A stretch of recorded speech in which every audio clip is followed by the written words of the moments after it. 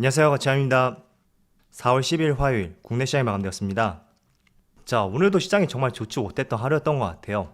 참 매번 이런 멘트와 함께 시작을 하는 것 같은데 지금 보시면 코스피는 1% 가까운 하락으로 마감이 되었고 시작보다 좋지 못했었죠. 개파락으로 출발했고 잠시 반등이 나오는 것처럼 보였었는데 결국에는 5장 내내 시가를 회복하지 못하고 부진한 모습을 보여주었습니다. 자, 그리고 코스닥은 0.87% 하락이 나왔고 시가하고 거의 비슷한 위치에서 마무리가 되었네요. 그래도 코스피와는 다르게 5장이 조금 힘을 내면서 그나마 조금은 덜 밀렸던 것 같습니다. 자, 이어서 코스피의 시가총액 상위 종목들을 보면 지수의 흐름과 마찬가지로 대부분의 종목들이 오늘 1% 전후로 해서 큰 폭의 하락을 보여주었습니다.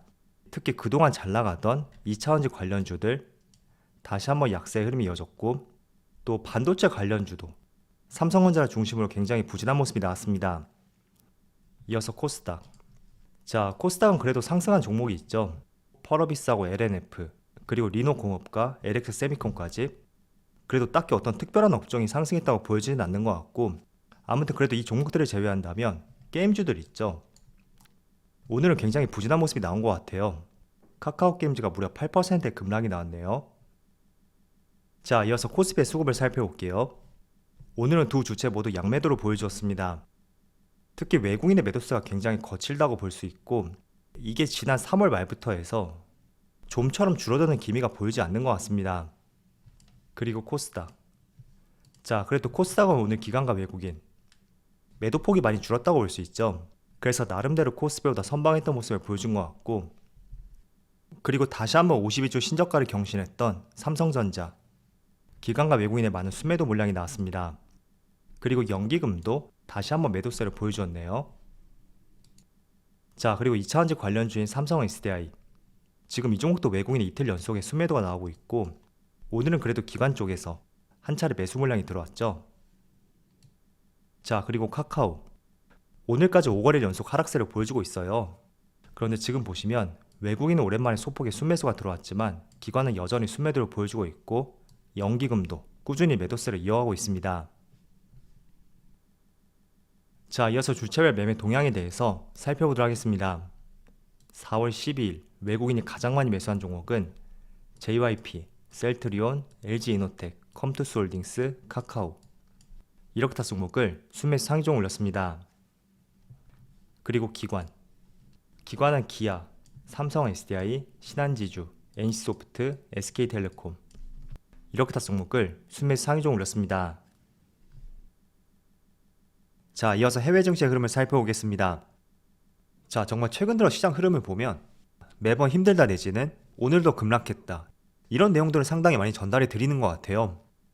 정말 과거로 돌이켜본다면 2020년만큼 그 정도까지는 아니더라도 최소한 보합권만 보여주어도 우리가 크게 걱정과 우려감을 표하지 않을 텐데 참 요즘의 시장 흐름을 보면 다시 상승하는 듯 하다가 또 이렇게 급하게 빠지는 이런 패턴들이 계속 반복이 되고 있습니다. 자, 그래서 일단은 내용을 전달해 드리기 전에 한번 시장 흐름을 살펴볼게요. 어제 S&P 500이 1.7%의 급락이 나왔어요. 사실 별로 놀라운 것도 아니겠죠?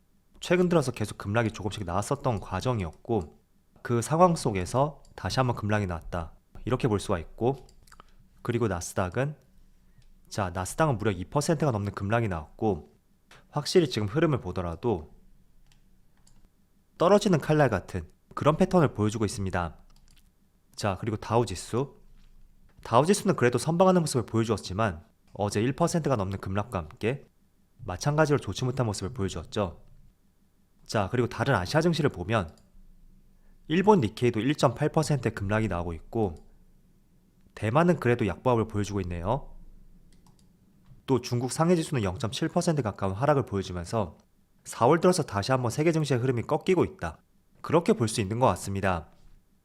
자, 그런데 우리가 잘 생각해야 되는 것이 오늘 저녁에 3월 소비자 물가지수 발표가 있어요.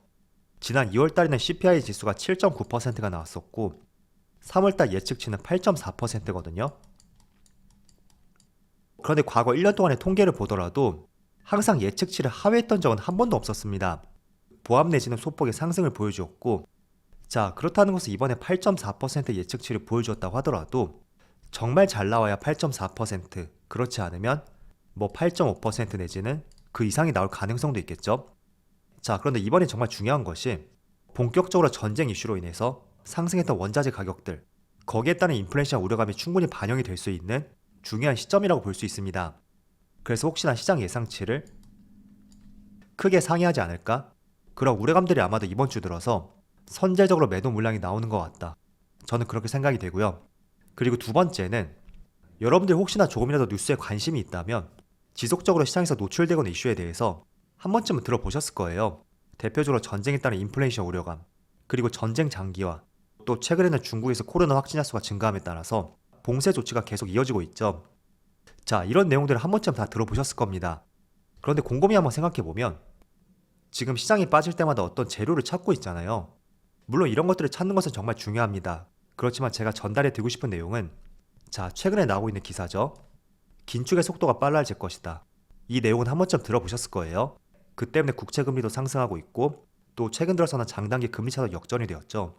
그리고 5월달에는 금리 인상을 0.5%까지 빅스텝을 보여줄 것이다. 그런 FOMC 회의 의사로 공개도 있었습니다. 자, 그리고 두 번째로 중국에서 코로나 확진자 수가 증가함에 따라서 봉쇄 조치를 계속 강화하고 있고 그로 인한 많은 글로벌 기업들이 공장 가동을 중단한다. 이런 내용도 충분히 한 달 전부터 들어보셨을 거예요. 그 때문에 테슬라 같은 경우에도 2주째 공장 문을 닫았다는 그런 이야기도 있었죠. 그리고 아이폰 최대 생산 시설도 멈추었다. 이런 이야기도 한 번쯤 들어보셨을 거예요. 자, 그리고 세 번째, 전쟁 장기화 이슈. 이거는 조금 오래되지는 않았지만 그래도 우리가 충분히 3월달부터 많이 접했었던 대표적인 이슈였습니다. 지금 시장을 크게 엉두르고 있는 재료들, 제가 크게 세 가지로 말씀드렸을 거예요. 전쟁 장기화, 그리고 중국 봉쇄 조치에 따른 글로벌 기업들 공장 가동 중단, 또 아울러 빨라질 수 있는 긴축 속도. 자, 이렇게 세 가지로 제가 말씀을 드렸죠. 자, 그런데 증시의 흐름을 보면 충분히 이런 내용이 있었음에도 불구하고 3월 중순부터 해서 한 차례 반등이 나왔습니다. 물론 국내 시장은 조금 약하게 반등이 나왔어요. 미국 증시가 보다 크게 반등이 나왔지만 그래도 저점에서 고점까지 약 6% 가까운 상승이 나왔기 때문에 미약하지만 한 차례 반등이 나왔다고 볼 수가 있어요. 자, 그런데 같은 재료를 가지고 그 재료가 부각이 되는 시점에 따라서 과거에는 상승이 나왔고 지금은 하락이 나온다. 그걸 우리가 해석해 볼 수 있는 것은 단순히 이런 재료 때문에 주가에 하락이 나오는 것이 아니라 물론 일부 반영이 될 수는 있겠죠. 그렇지만 그보다 중요한 것이 딱히 주가의 상승을 불러올 수 있는 모멘텀이 부재하다. 그게 가장 큰 핵심이라고 저는 생각을 하고 있습니다. 그래서 주가가 크게 밀린 상황에서 그런 세 가지 악재들이 계속 노출이 되었다고 하더라도 이미 시장에는 많이 반영이 되었기 때문에 한 차례 반등에 성공했지만 여기서 또 상승이 나오기 위해서는 특별히 상승을 불러올 수 있는 재료와 모멘텀 그런 것들이 부재한 상황에서 과거의 주가 상승을 방해했던 악재들이 다시 부각을 받으면서 하락의 빌미를 제공하고 있다. 그렇게 보는 것이 올바른 방법인 것 같습니다. 자, 그래서 이런 내용들은 충분히 이 당시부터 제기가 되었던 내용들이에요. 그렇기 때문에 특별히 새로운 재료도 아니고 단순히 한 차례 반등에 성공한 시점에서 추가적으로 상승을 불러올 수 있는 모멘텀이 부재한 시점이기 때문에 이런 박스권 플레이가 계속 나오는 것 같다. 그렇게 보시고 시장을 대응하는 것이 올바른 방법인 것 같습니다. 자, 그래서 추가적으로 한 가지 더 말씀을 드리면 솔직히 냉정한 시각으로 말씀을 드리면 저는 올해 코스피가 정말 많이 상승해야 여기 3,000포인트 이 정도까지밖에 가지 않을 것 같다고 판단을 하고 있어요. 과거 2020년처럼 추세적인 상승을 기대하기 위해서는 여러 가지 조건들이 갖춰져야 되는데 그게 많이 부족한 한 해가 될 수가 있겠죠. 예를 들어 금리 인상을 진행하게 된다면 유동성도 줄어들 수가 있고 또 두 번째로 어쨌든 코스피 지수는 기업들의 실적에 따라서 움직이는 경향이 있거든요. 그런데 물론 작년보다는 영업이익이 증가할 것으로 기대가 되지만 그 기대 영업이익 대비 줄어든 유동성 자금 그런 것들의 밸런스를 따져봤을 때는 3,000을 넘어서 3,200 그 위치까지 가는 것은 무리가 있지 않을까 그렇게 판단하고 있습니다. 그래서 지금부터는 정말 박스권 장세가 오래 이어질 것 같아요. 그래서 때문에 내가 장기적으로 가져가는 것에 대해서 조금은 고민이 생겼다 하시는 분들이라든지 아니면 성격상 내가 그렇게는 하지 못하겠다 라고 생각하시는 분들이라면 이런 박스권 장세에서 지수가 한 차례 반등에 성공했다 이런 생각이 든다면 일부 수익 실현을 하고 또 조금 기다렸다가 지금처럼 지수가 빠진다면 저점에서 한번 담아보는 그런 전략을 취해보는 것도 적절한 한 해가 될 것 같습니다. 그래서 이 전략이 지금에만 해당되는 것이 아니라 저는 올 한 해 계속 유지가 될 것 같아요. 그래서 그런 시각들 한번 말씀을 들어보겠고요. 물론 이런 박스권 내 움직임이 나온다고 하더라도 그 시기에 관심을 받는 업종들 그런 업종들은 조금 더 추가적인 상승을 기대해 볼 수가 있겠죠. 그래서 외국인이 아무리 매도세를 보여준다고 하더라도 이 수급이 어디로 향하고 있는지 그것도 유심히 한번 체크해 보시고요. 어쨌든 주가의 상승을 기대할 수 있는 것은 개인보다는 외국인 그리고 기관, 이 메이저 수급들의 자금들이 반드시 들어와야 되거든요. 그래서 이 메이저 수급들은 어디에 집중을 하고 있는지 그런 부분을 잘 체크해 보시고요.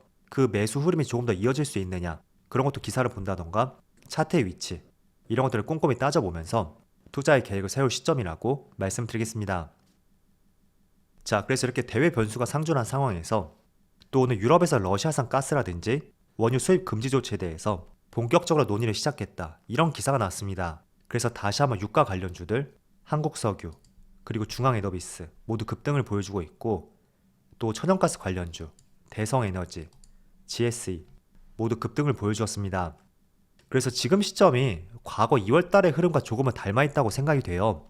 한 차례 꺾이는 모습을 보여주었던 원자재 관련주가 크게 상승이 나오고 또 기술주의 부진이 이어지는 그런 현상들이 반복이 되고 있습니다. 그렇지만 유가를 보면 생각보다 유가가 많이 하락을 보여주었어요. 한 차례 123달러까지 돌파를 했었는데 지금은 94달러까지 그래도 크게 밀리는 모습이 나왔죠. 아무래도 중국 봉쇄 조치에 따른 줄어들 가능성 있는 유가 수요, 그런 부분이 유가의 가격을 하락시켰다고 보고요. 반대로 환율 같은 경우에는 유가와 마찬가지로 한 차례 안정화되는 모습을 보여주었는데 다시 이렇게 급등하는 모습이 나오고 있습니다. 그래서 최근 들어 다시 한번 외국인의 매도세가 가파라지는 것 같고, 또 어쨌든 단기적으로 우리가 볼 수 있는 것은 오늘 밤에 소비자 물가지수 발표가 있다고 말씀드렸잖아요. 만약에 생각보다 예측치를 크게 웃돌지 않는다면 다시 한번 안동함에 따른 매수세가 들어올 수 있는 그런 가능성도 있습니다. 그래서 지금 구간은 조금 어렵지만 한번 오늘 저녁에 어떤 발표치를 보여주는지 같이 한번 체크를 해보면서 또 그에 맞게 시장 상황을 대응해보자고 말씀을 드리겠습니다. 자, 참 요즘에 시장이 정말 어려운 것 같은데 아무리 시장이 어렵고 힘들더라도 그게 영원할 수는 없습니다. 때문에 우리가 주식시장에 발을 들인 이상은 이런 구간을 충분히 인내할 필요가 있고 항상 긍정적인 생각과 함께 시장을 대응해보자고 말씀드릴게요. 자, 그럼 오늘 영상 여기서 마치도록 하고요. 언제나 여러분들의 성공투자를 기원하도록 하겠습니다. 감사합니다.